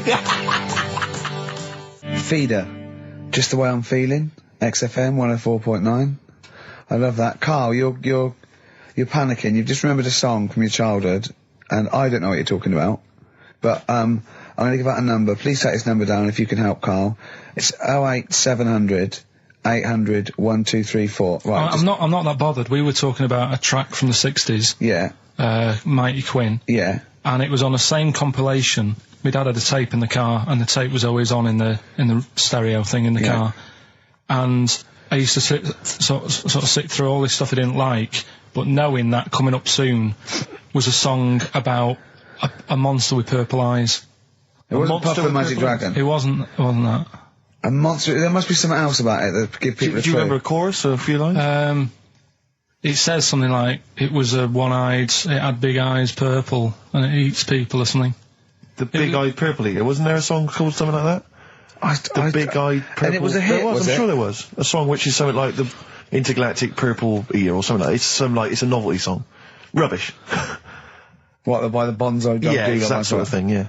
I'm sure. Well, if you know what, Carl, look, the telephones have gone mad. Yeah, well, we'll find out in a bit. I mean, I'm not that bothered. I'm not going to buy it. It's just that we were talking about songs and that. It'll be good to know who it was. But yeah. Right, Rockbusters. Okay. Now, how long? Where did you get the phone? What do you want to just answer? Well, that? answer the phone. So just answer the phone. Yeah, see what it is. Just see someone's. Hello. Hello, mate. All right. Yeah, that song, I don't know if it's by, or is that what you want? That's the bit I wanted, really. What's the name of the song? Well, you know how it goes, it's like, born nights on a dawn, Yeah. Oh, yeah. Sorry, I don't think you've helped much, though. You can't remember what it's called or who it's by. Well, no, I mean, I know the tune, but that's about it. But he's done well, Steve, he's done well. He's given up his spare time to call in and sing us a song. Don't diss him. Rick, I'm concerned he's just only marginally remembering it more than Carl is. It was actually in, I think it was in the Blob, no, it was in something like the Blob, actually. I think Steve McQueen was driving away and it was running in a sequence. This is so very familiar. Thanks very much, mate. See if we can get a title off someone. And XFM. Hello, yeah, I know the name of that tune. Go on. It's the Purple-Eyed People Eater? Yeah, that sounds about right. Who is it by? Yeah, well, I'm just at work and... Who is it by? It came to my mind. Do you know who it's by? I don't know who it's by, mate, sorry. This is not enough information. I wouldn't phone in if I didn't have half the information. But we asked him just what the tune was. But I want someone like Paul Gambaccini to call in. He knows what chart position it got to. Okay, right. Thanks very I don't much. think this is enough information. That's two people. The thing is, if you know the title, we can put it in the internet, can't we, and find out who did it. Yeah. That's full of brilliant information. Well, thank you very much for calling in. I don't know why they bothered, frankly. Right.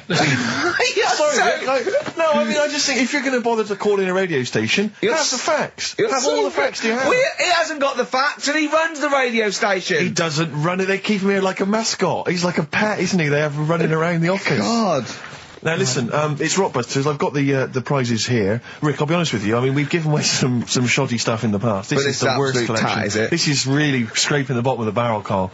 I mean, hold on, the phones are going mad. If you're still phoning, hang up because we're not going to bother anymore. We're really sorry about that. Maybe email us or something.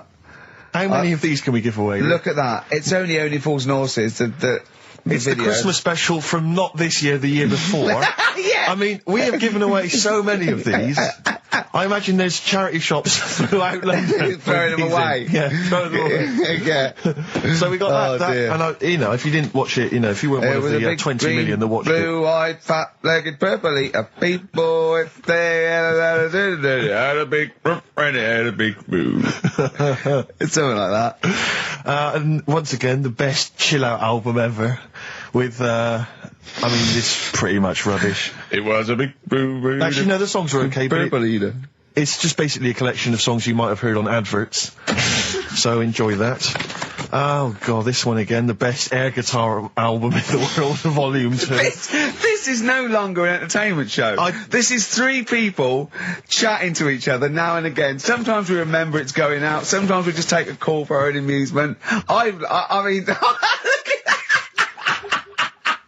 It's the same price to get it. It's the David Attenborough compilation of DVDs, which I'd be very surprised if it actually makes it to you. I imagine someone here will have had that long before we post it. Oh dear. There's a T-shirt in here. XFM 104.9 You get sent a lot of Just crap in case you're wondering what you're listening to. This is a Quicksilver T-shirt. What is that? What T-shirt is that? That's a T-shirt made by the Quicksilver people, so if you're a bit of a surfer dude, and by the look of the size of it, you're a midget. You can't say midget. You're welcome to it. And this is, I think, the piece de resistance, Rick. I mean, because you know the kind of fans we have. They're pretty cool cats, pretty groovy guys. Yeah. So I imagine they'll be loving, on DVD, Doctor Who, the Aztecs. That's one of William Hartnell, the first Doctor's classic episodes on DVD God. there.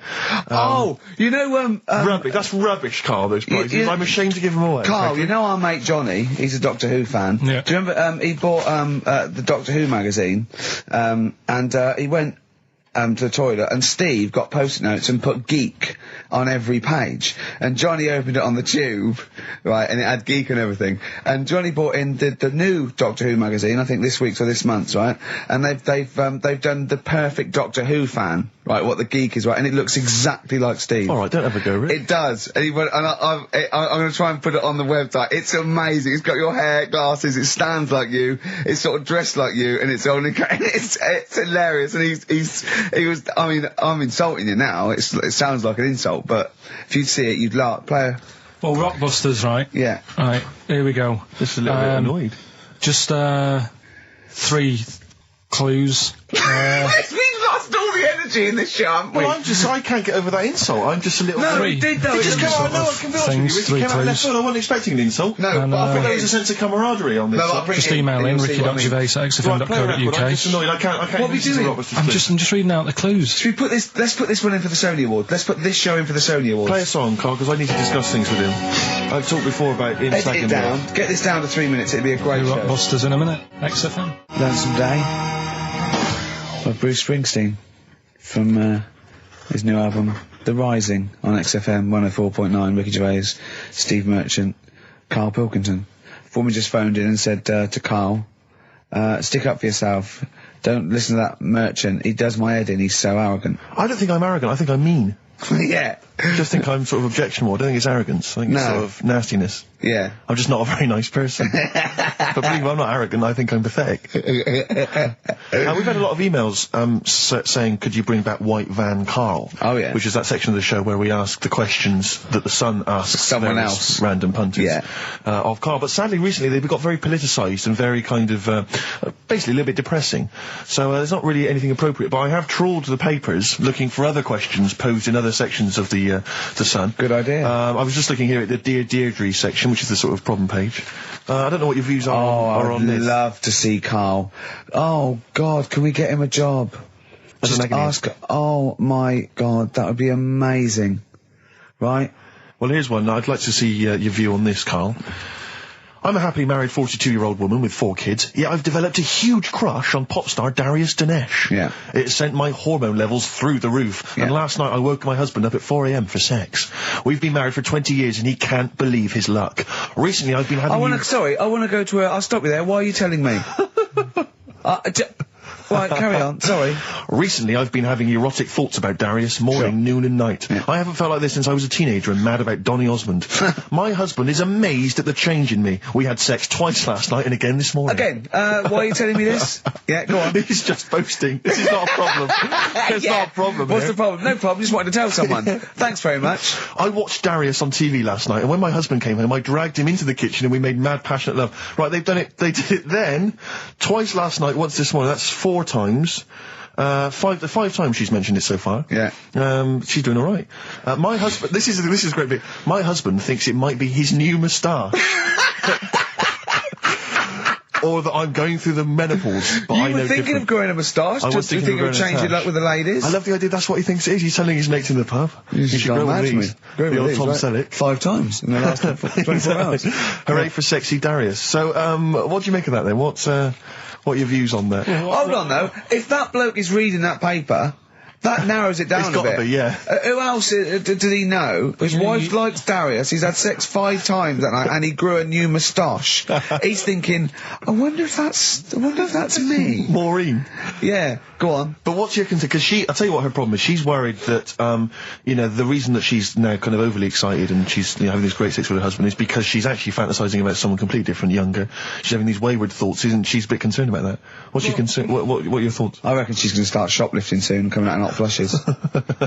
Go on. Just, they're both happy, aren't they? He's getting what he wants. She's happy. I'd say, yeah, whatever, get on with it. Do you think that she should confess? She wants to be honest with him. I wouldn't, because not that many fellas like Darius. Right. So if you're sort of thinking, oh, she'd rather have him than me, I don't What do you think Darius would think of this? He'd probably be happy with that. I mean, What would you do if you got loads of phone calls, right, from women going, Karl, whenever you're on the radio, I just have to do it. I just have to do it. Your voice makes me... I'd say, right, well, it's alright. I'd be happy with that. Would you? Yeah. I mean, just in case anyone is doing that. What would you do to sort of like egg them on a little bit to help them out? What do you think? What sexy things would you say? What do you think is your quality? What do you think people would find, pretty horny about you? Is it your sort of mank wine, do you think? Like, just say this. London shit, innit? I think say that, but, London, it's not that good, is it? I think you've done it there. So that's Say something quite sort of sexy, though. Say something like, well, I love to love you. Say something I don't sexy. say that. No, say something sexy. Sue's answers to me, do you love me? I go, yeah, you're alright. Job done. The thing is, I know that's true. Yeah. I know that's true.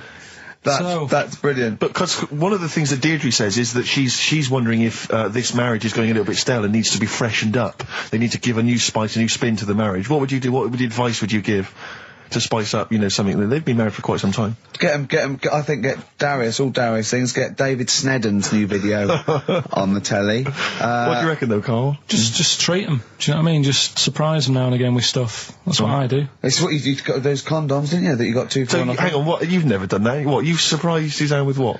I've like, You stood behind a door and shouted at her when she comes in. Don't drop the jelly! yeah, just the usual stuff. There was some free chocolate delivered to work the other day. I took her a bit of that home. Nice of you, that's really thoughtful. She didn't like dark chocolate, but I said, well, that's a thought. So, I had it. But, you often benefit from any gift that you give her. The chocolate, the meal, the condoms. There's always something in it for you. Yeah, there is. I love the idea. She's got bored with a Christmas present now, though. What, the condoms? Yeah. Or the food that she ate. No, the condoms. Right. Yeah, she's got tired of filling them with water, throwing them at the passing kids, or putting them on her head and inflating them. I love the idea of asking problems. What do you think of erectile problems? That Pele advert, he goes, be careful, we haven't got erectile problems, call this number. What would you do if you're impotent? What would you do? What's the advertising? Just saying, like, if you can't, I haven't seen that. Yeah. Why have they got him doing it?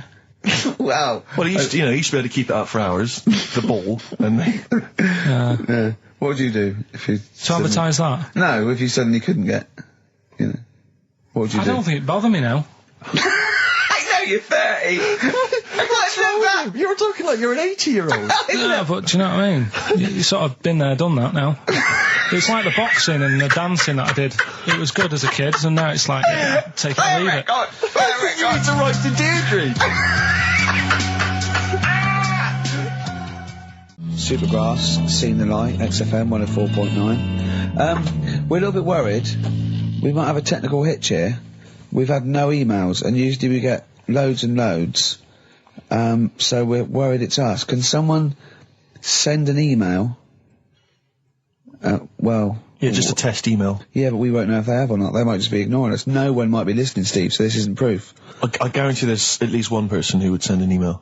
Maybe if Dickie Anderson's listening, he could do it for us. Anders! Do us a favour for all the pleasure we've given you over the last few years. Ricky.gervais@xfm.co.uk. If you haven't heard the Rockbusters, might as well give them out. Well, let's check the emails working before we do that. Yeah, otherwise it's a complete... This whole show has been a sham and a farce and a waste of time. Well, I think they can take that as read. Right, educate me, Karl. Right, well, Go like on, I then. say, right. Educate me. Well, what we're looking at this week, we've done war, we've done, We've what else have we nailed done? that. We've nailed war. We summed up war with a little French bloke whose battle cry was "John's got a moustache." Right. So, and last week we did science. What would you do on science then? Airy kid. Brilliant. Right. Yeah. So this week we're looking at medical problems. I'm sure we do Airy Kid every week. Medical problems then. I've got a couple of things under the banner of colon then educate me. Yeah. We've got, this is interesting, right? Do you know if you have an operation on your brain, right, what they do is, I mean, this is why I'd never go to the doctors. I don't like doctors because this sort of stuff freaks me out, right? They can operate on your brain, and what they do is they put you to sleep first, cut your brain case open. Your skull, yeah. The brain case. Yeah. yeah. And then wake you up and operate on you. So you're sat there with your head open, Yeah. messing with your brain, and you don't feel anything. Well, there's no nerve endings, is there, in the brain? But still, it's not right, is it? What, you think they do it for fun? No, They but go on, Reg, wake him up so he all freaks out. Go well, on, wake him up. is it necessary that you're awake, do you think, or... Well, they need the brain active, don't they? Yeah, but it is when you're asleep, you're having mad dreams. I had a mad dream the other day. Go on. No, I might tell you about it later, but there's no sense to it. But, so your brain's still... Where is this conversation? Yeah, I mean, it'll turn out. I go, no, Carl, I was there, that wasn't a dream. Yeah. No, Yeah. but... So, I mean, if I had an operation... On your brain, heaven forbid. Well, operation anywhere, I'd like to sort of think, well, I'll have an injection, I'll go asleep, but when I wake up, it'll all be sorted. Yeah. Yeah. The fact that... Your brain case is open. And they wake you up and you think, oh, is it all done? They say, well, have a look in the mirror. And your brain... See, I don't think they do that. I don't think they try and frighten you when you're doing an operation. Yeah, I don't think that you go about your business and they sort of follow you around, dabbling. Yeah. No, but it's almost like they are having a bit of a laugh with you. Right, well, I'd just like to say now that they don't. Anyone who's going in for an operation on their head, do not ever listen to anything Carl says. Why have you got to be awake? Because you'll be bored anyway, you'll be sat there. Well, they give you a telephone directory, look, and they say, look how many Macs are in there. That's the Scottish telephone directory. And, you know, time flies when you're counting that sort of thing. No, but do you know, like, when you... What are you telling me? What are you I'm just asking saying me? how weird it is. It's weird, isn't it? It's like, do you know when you go for a haircut, right? It's a bit embarrassing. Well, I don't anymore, but when you go for a haircut, it used to be... When you go for a haircut. It used to be a bit embarrassing when, like, they'd wet your hair and they'd make you have that sort of Hitler cut because your hair's wet, and I used to hate it, and I think, do you have to do that? Do you know what I mean? You know It's what I mean, similar. don't It's you? very similar to open skull No, surgery. what I'm saying is, it's almost like barbers like to do that to make you look daft and feel daft for a bit, and there's women coming in and out, and you're sat there with a daft haircut. Yeah. And this is what that reminds me of. Do you think they do it in a shop window, this brain operation? I'm just saying, it's a bit Do you weird. think, why are we doing it in John Lewis's? Just so more I people love can the idea that that's what doctors are doing. Let's make this guy look a bit stupid. Yeah. Open his brain Look case. at the twatty look for this brain out of his head. Take a Polaroid. Reg, take Yeah, a Polaroid. Look at him. Look at his face. Right, clock his face when I give him the mirror.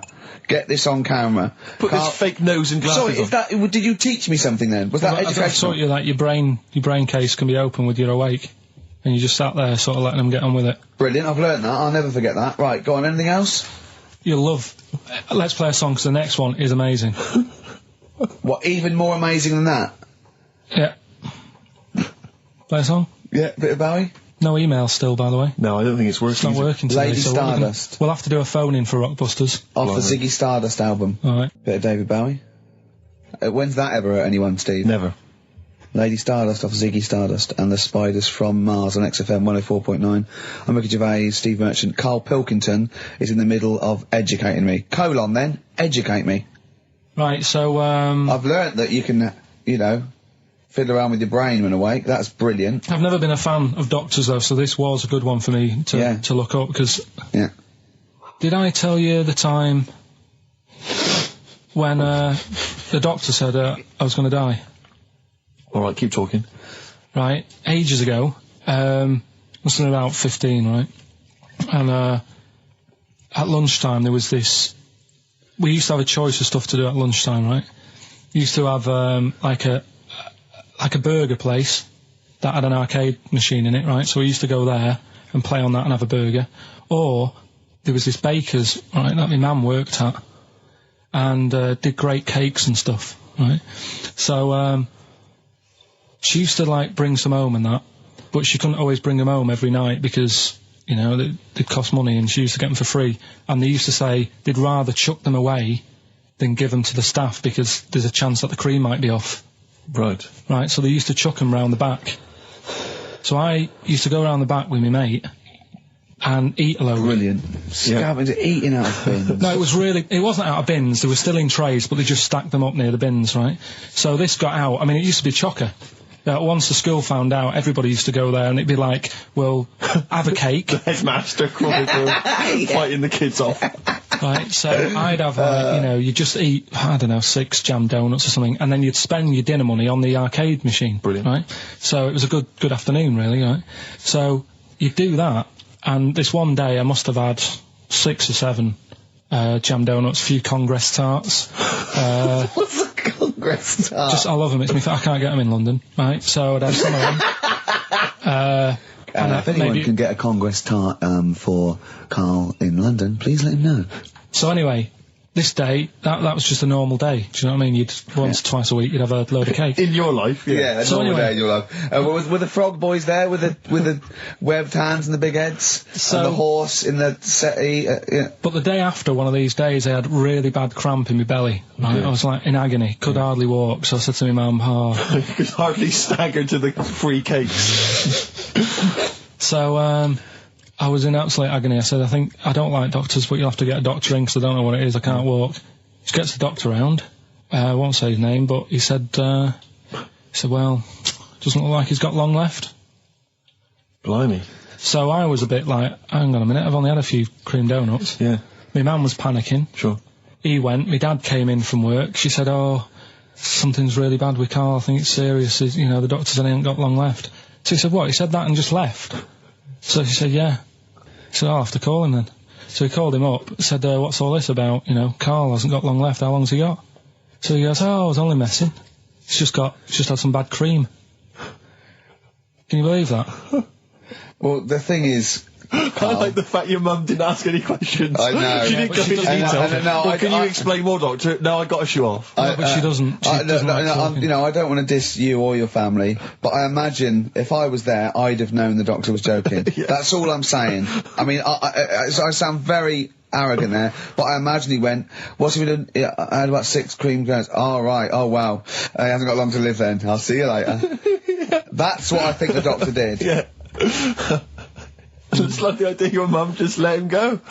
Yeah. Terrified, thinking, well, I'm not going to probe him. He's that's it then. Dad comes in. Hi, honey, I'm home. Anything happened? The doctor said Karl's going to die and then left. Did he? I'll call him. But anyway, that's why these sort of things fascinate me. So we'll move on to this next one, right, which is brilliant. Dead short story. So, right, old woman, about 70 years old. Yeah. She's normally fit and healthy and stuff. Nothing wrong with her. She's having a good life. And one day, she goes for a check to the doctor's, just to check herself out, 'cause she's getting on a bit. Yeah. Says, take your clothes off and that.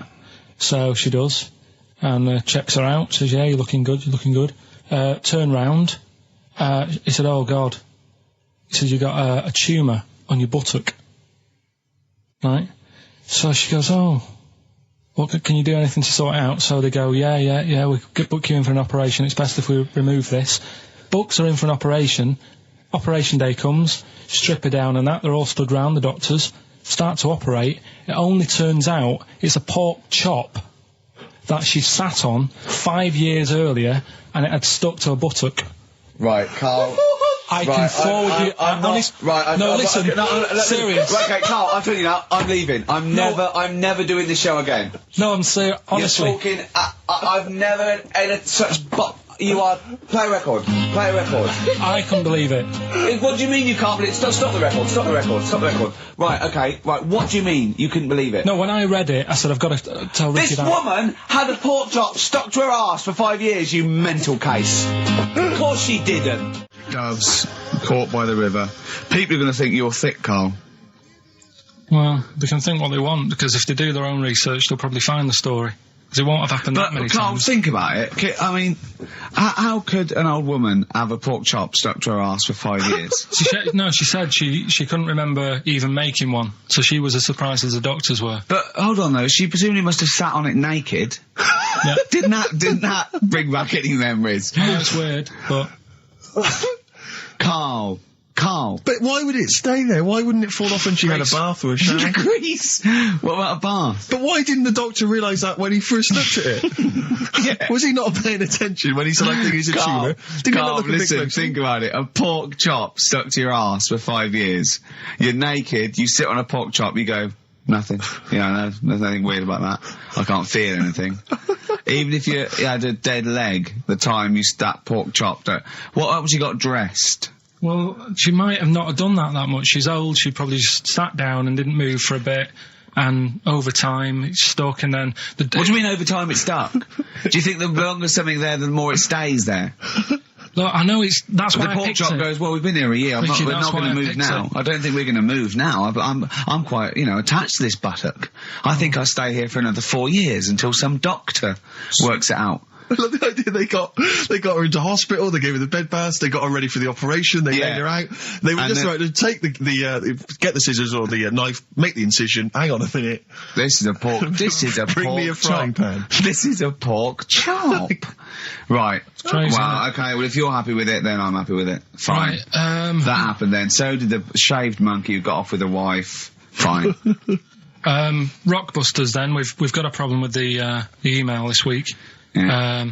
It's the least of our problems, I think. They're not coming through, so I'll give out the clues again, and then you can call in on 08700. Only call if you know all three, you can rattle them off. Yeah. We'll do it during the next record. So the number is 08700 800 1234.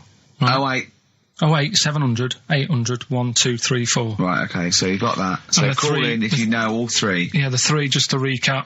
I've got three other jumpers like this one, the initials FT. That bunch of people can't make up their minds if they want to sit in the sun or not, right? That's C. And the Jamaican fella had some aspirin. Why did he do that? Right? That's FD. So if you know them, give us a call, and it's just the first with the three. Right, well, I think they're calling now, Carl. So play a lovely record and take some phone calls, and let's get this. Do you want to play this old Lulu track? Oh yeah, don't laugh when you hear Lulu, because this is A Man Who Sold the World by David Bowie. It's a good version. Syntax, Pray, XFM 104.9, Ricky Gervais, Steve Merchant, Karl Pilkington. Right, get off. Right, what you got next? Right, well, running a bit late with this, but it's time for Do We Need 'Em? We're looking into what I'm animals... really worried about this, because everyone's getting that last clue wrong. I reckon it's so rubbish that even your mental fans can't work it out. Yeah, it's a tough one, but... Give that final Rockbusters clue again. The Jamaican fella had to have some aspirin. Why is that? Why did he have to do it? FD. No, hold on, that's changed. Well, it doesn't matter. The story. Oh, it doesn't matter. That's the point of a cryptic clue, isn't it? Oh, do. What have you got now? Right, so we're looking into animals that we get rid of. I've spoken to someone about snails. I spoke to someone about jellyfish, and that. And looking at cockroaches today. Right, now who's the expert? It's a woman called Jessica Marshall. Right. Does she know that you're going to play this on the radio? Well, I called up, right, in the week and said, can I talk to someone about cockroaches? And she was like, is that Carl? She knows who you are. Yeah. Right, so she already knows maybe your angle, your approach. Yeah, she was up for it. She's an expert, she's just not just some random person. No, she works in a museum, a good museum. I said I'd give it a plug. It's the one near Knightsbridge. It's got dinosaurs and that in it. It's worth seeing. On the Natural History Museum? Yeah. So, not sure. He's not sure. This is what happened.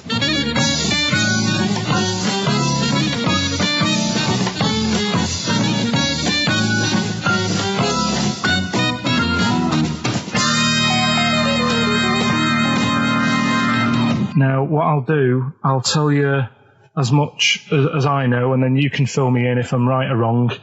And then at the end of it, we'll get to the bottom of whether we need them or not. Okay. All right. So first of all, the first thing that I found out is that they have 18 knees.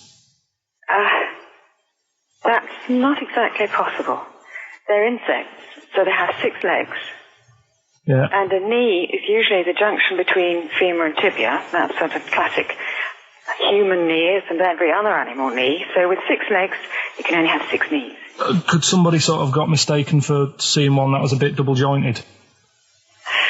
I think you're grasping at straws or something. All right, well, we might have to come back to that one then. Okay. They can hold the breath for 40 minutes. Well, they don't do that because they don't breathe in the same way as us. They breathe through little spiracles, holes down the side of the body. So, no, they're not a very apt simile because the method of breathing is so different. What do you mean? Because insects have a totally different system. They don't have lungs in the way that we do, just breathing through one part of the body. They're actually breathing through every segment of the body all of the time. So even though they've got their mouth shut, they might be able to slide. Their mouth has nothing to do with breathing. So only feeding. So you see, maybe that's where someone's gone wrong. Someone's got hold of one and sort of taped its mouth up or something and got bored after 40 minutes and said, well, we'll call it right. It's a pretty unkind thing to do to an insect, even to a cockroach. Yeah, but it's all... You can't do that. Yeah, but... No. Pretty unkind thing to do to anything, even a cockroach. Something else I found out. Yeah. They can live for a week without an head. Well, that's true if they don't bleed to death in the process. But the weird thing is, when I told you that they had 18 knees, you seemed a bit sort of like, don't talk ridiculous. But then we're talking about an animal that can live without an head. So there's a little bit of truth in that one, yeah? Yes. Why, when it was invented, has it got that facility? Say if someone said to humans, we could do that with humans, and, you know, if you lose your head in some accident, it gives you a bit of time to sort of go back to your family and maybe write them a note. You won't be able to have a chat, but write them a note saying, it was my own fault, and it was nice knowing you. Well, that would be a useful facility, I agree, but cockroaches are great survivors. I mean, they've been around for over 300 million years. They're one of the most primitive insects. All right. Well, I've also... is it true that they do a lot of resting? Apparently they can sort of rest for 75% of the time. Rest? Yeah, they just sit about doing nothing. It's probably true of a vast proportion of the world's fauna. Well, I mean, maybe the 25% that they are working, they're really giving it some, so it might make up. They're probably searching out food and, they can slow down considerably. You can chill insects in the fridge and they'll become very, very quiet. You might think they're dead. Yeah, but I'm sure, you know, if we were sat in a fridge, you know, we'd go a bit quiet, wouldn't we, you know? Well, you might not know much about it, of course. Yeah, but... Not quite reading the right sources. Well, I've been using the internet. I'm sure there are many useful sources that you could find there, but some of those seem to have been a little misleading to you. So you don't agree with a lot of what I've told you there? No. So cockroaches, can we get rid of them? No. So we're keeping them then? I would say so, yes.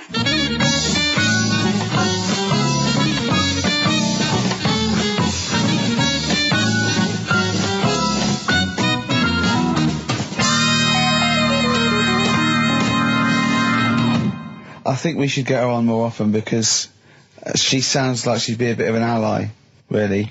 Because she knew immediately that you were talking nonsense. She even said, I think you should be more concerned about your sources, which I've been trying to tell you for a year, right? The fact, I mean 18 knees, where did you get that from? It's on the internet. They can hold their breath for 40 minutes. I mean, I don't know what you read and take on. Mad world, don't it?